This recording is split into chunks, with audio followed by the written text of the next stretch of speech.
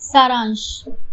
इस संसार में जिसको कि हम लोग मैं कहते हैं या अंग्रेजी में आई कहते हैं या संस्कृत में अहम कहते हैं, यही इस पूरे संसार का या शरीर का केंद्र है।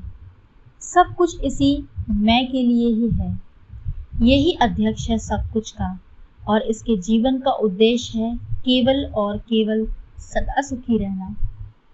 ये सदा कोई ना कोई इच्छा करता रहता है और सुखी होने के लिए इसकी सभी इच्छाओं की निरंतर पूर्ति होना जरूरी है। इच्छा की पूर्ति होना ही सुखी होना है और इच्छा की पूर्ति ना होना ही दुखी होना है। इच्छा के बाद ये उसकी पूर्ति के लिए अपनी क्षमता अनुसार और रुचि अनुसार प्रयास में लगा रहता है। इच्छा की पूर्ति में सुख और अनापूर्ति में दुख का अनुभव करता रहता है। ये सुख में बने रहने और दुख से दूर रहना चाहता है सदा। अब चूंकि जीवित शरीरों के रूप में ये मैं अनेक हैं, बहुत सारे हैं, तो सारे मैं सदा ही सुखी रहना चाहते हैं और मूल रूप में प्रत्येक मैं सबसे पहले अपने आप को सुखी करना चाहता है।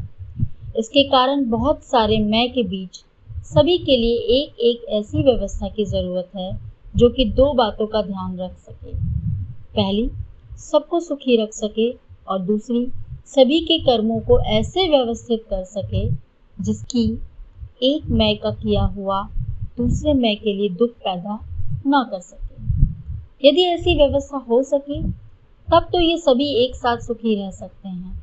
अन्यथा सही व्यवस्था के अभाव में ये बहुत सारे मैं अपने लिए अलग अलग सुखी होने का प्रयास करते हैं, जिसके कारण अक्सर ही एक मैं का प्रयास दूसरे मैं के लिए दुख का कारण बन जाता है, जिससे इन बहुत सारे मैं के अंदर एक दूसरे के प्रति भय, अविश्वास, शत्रुता आदि नकारात्मकता पैदा होती रहती है, जो कि बहुत प्रकार के दुखों को निरंतर पैदा करती रहती है।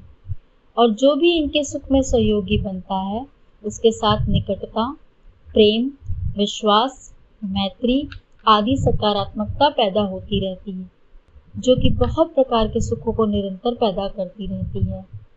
इस सब से समझ में आता है कि यदि सभी सुखी रहें तो इनमें मैत्री भाव रहता है और जिससे ये एक दूसरे के सहयोगी बने रहते हैं, और यदि दुखी रहते हैं तो इनमें शत्रुता भाव बना रहता है और एक दूसरे के विरोधी बने रहते हैं।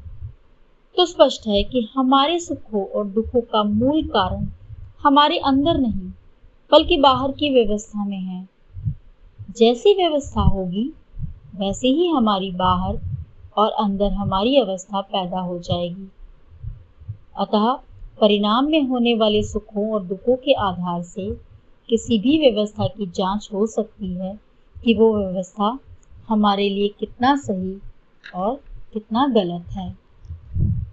यदि इस संसार में ऐसी व्यवस्था हो सके जिससे कि इस मैं का उद्देश्य पूरा होता रह सके तो संसार में कोई दुख पैदा ही नहीं होगा।